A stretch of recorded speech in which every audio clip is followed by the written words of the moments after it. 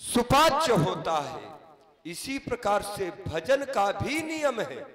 यदि समय पर भजन किया जाता है तो उससे हमारा मन ये सुदृढ़ होता है, आत्मशक्ति सुदृढ़ होती है। तो भजन का समय क्या है?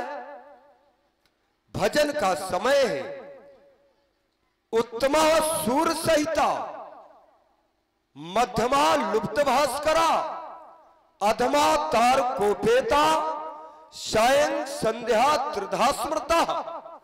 ये संध्या है। और संध्या कहते किसे?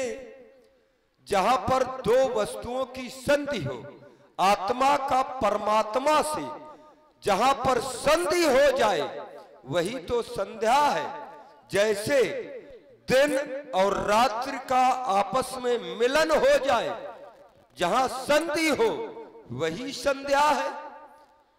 और ऐसे पावन समय में यदि कोई भी प्राणी अपने इष्ट का चिंतन करता है, वंदन करता है, आराधना करता है, तो उसे फल की प्राप्ति होती है। लेकिन समय निकल जाने के बाद जो अपने इष्ट का चिंतन करता है, वंदन करता है, तो क्या उसे फल प्राप्त होता है उससे?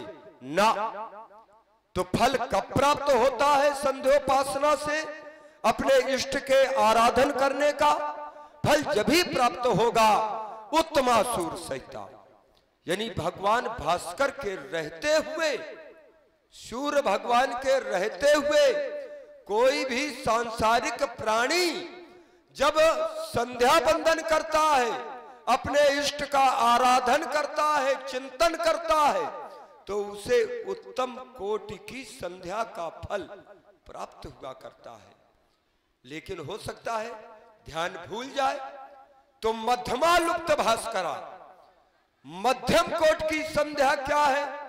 जब भगवान भास्कर लुप्त हो चुके हों और उसके बाद जब कोई संध्योपासना करता है तो उसे लाल उत्तम कोट की संध्या का फल नहीं मिलता, उसे तो केवल मध्यम कोट का ही फल मिलेगा। अधमातार कोपेता, यदि ये दोनों समय चूक गया व्यक्ति, तब सबसे निकृष्ट कोट की संध्या वंदना है अधमातार कोपेता।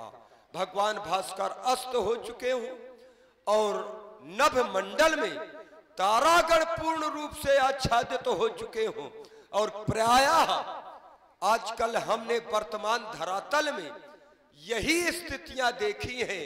और ऐसी स्थितियों में जब तारागण उदित हो जाते हैं और जब कोई अपने इष्ट का आराधन वंदन चिंतन करता है तो उसे न तो उत्तम कोट की संध्या का फल लाल, न ही मध्यम कोट की संध्या का फल, उसे तो सबसे निकृष्ट कोटि अर्थात निम्न कोट, या ये कह दूं कि उसे अधम कोट की संध्या का फल प्राप्त हुआ करता है।